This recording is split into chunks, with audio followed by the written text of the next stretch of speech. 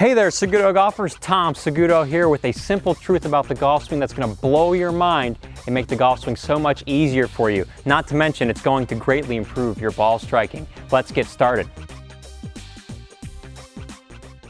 This golf tip was a huge eye-opener for me and completely changed the way I looked at the golf swing, and it's going to help you improve so much faster too. To understand how the golf swing works, we've got to start with something more basic, like a hammer or a baseball bat. So go to your shed, get a hammer or a baseball bat, and join me right here. A hammer, baseball bat, golf club, they all have something in common. They've got a handle end for gripping, they've got a contact end for hitting.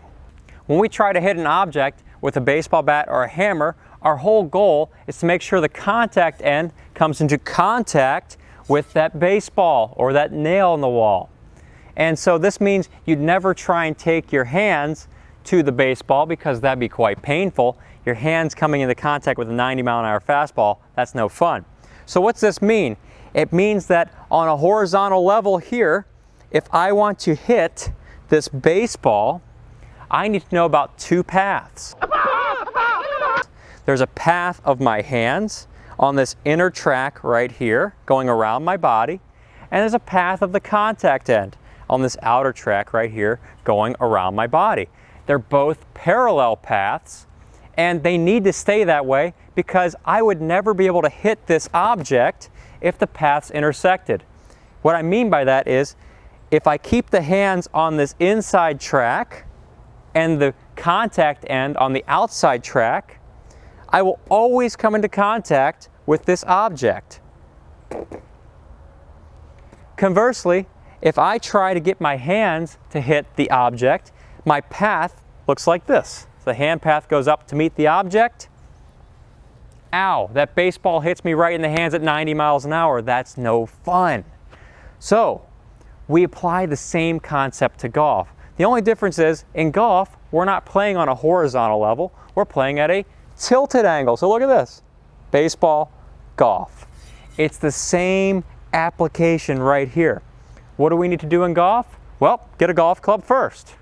If you want to hit the golf ball consistently well, you need to understand the path of the club head and the path of the hands. They're parallel to each other going around your body.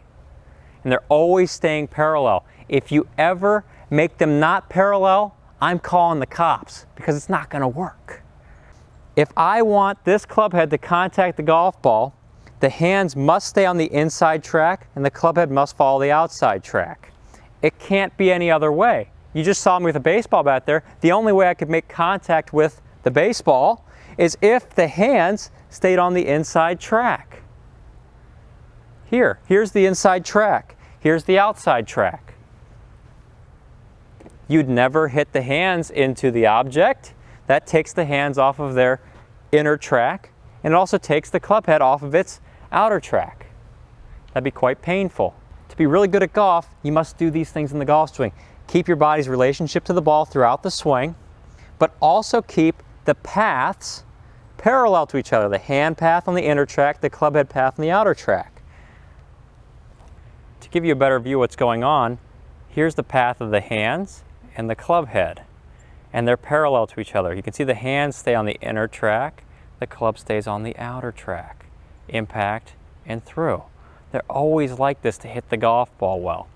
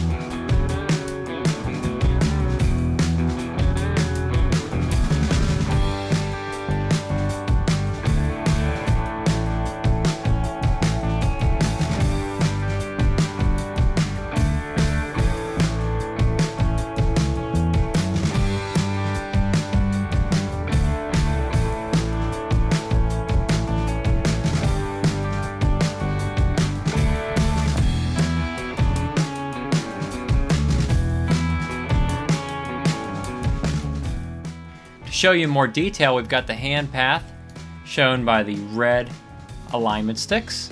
and the club head path shown by the yellow alignment sticks. The club travels around the body in a circle. Because the golf swing is a circle, we're standing at a tilted angle, so the club naturally will travel around the body.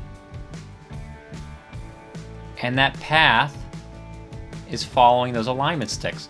Now, if you want to get technical, the path of the club head and the path of the hands will still be parallel.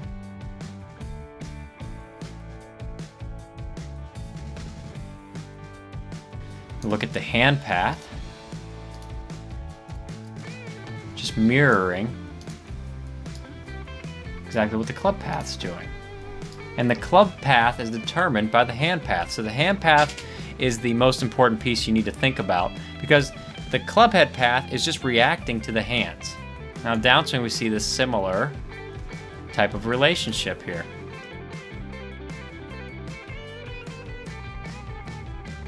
Impact, hand path,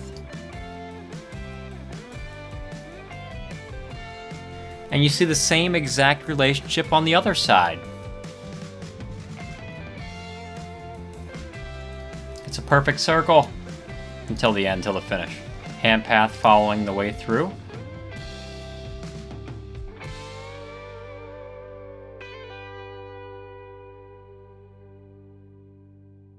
The reason golfers struggle so much with swing issues like over the top, steep, and having an ugly swing in general is because they get off of these parallel tracks and they get in the mindset of taking the hands to the golf ball, which starts messing up your path. So you have something like that, taking the hands to the ball. And in the golf swing, it looks something like this. Ugly, over the top, steep, because you're trying to get the hands to the ball. And your brain's saying, but no, I've got to get the club head to the ball. So it's confused, and the way it deals with that confusion is it sends the club straight down on the ground with the good old flip and fall back like this. You could fix this entire problem. In fact, you could fix like 1,000,000 golf swing issues just by changing your mindset to this concept right here of keeping the hands on the hand path track and the club head on the club head path track. And you can do this by one simple swing thought of just trying to keep the hands on the inner track. If you keep the hands on the inner track, the club will follow this. So here's the drill. Take 4 alignment sticks like I have and form them in an arc around the body. You've got your inner track and your outer track. And if I want to play good golf, which I do, I need to keep these hands on the inner track going around my body. I need to keep the club head on the outer track. So hit some chip shots, keeping the hands on the inner track.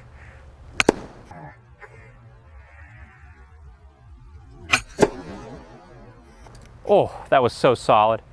The reason why it was so solid is because you're allowing these two paths to be best friends with each other.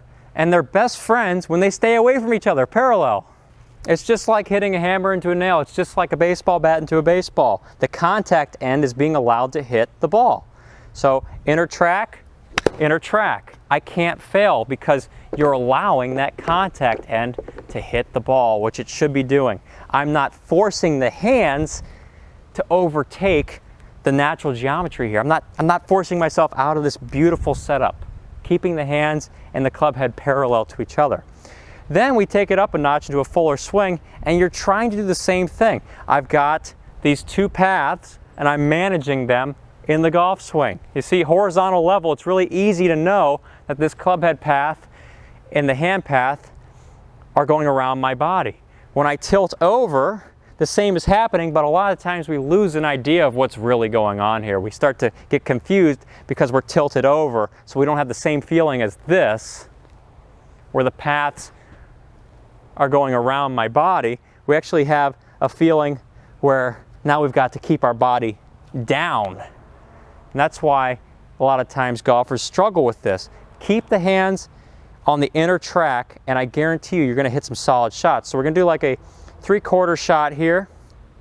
Hands are staying on the inner, always focusing on hands on the inner, going around my body. The club head will just follow that path beautifully.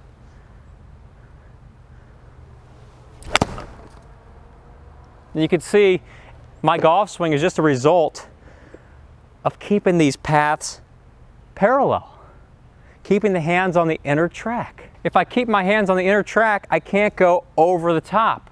Because when I go over the top, my tracks get all messed up. You don't want to mess up your tracks.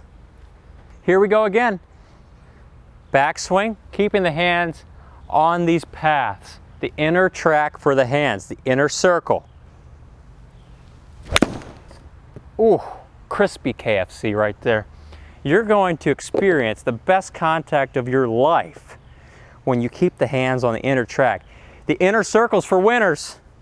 Right here. Inner track. Inner track. The club head follows the inner track. The hands trace the inner track, the club head follows as a result.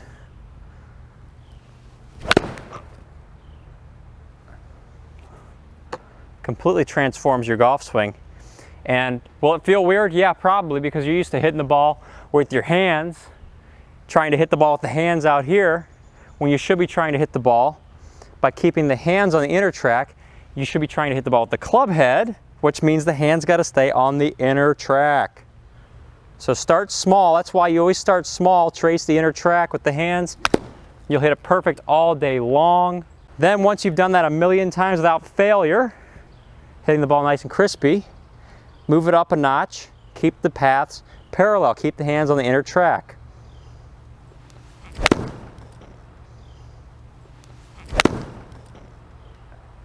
It will change how you hit the golf ball.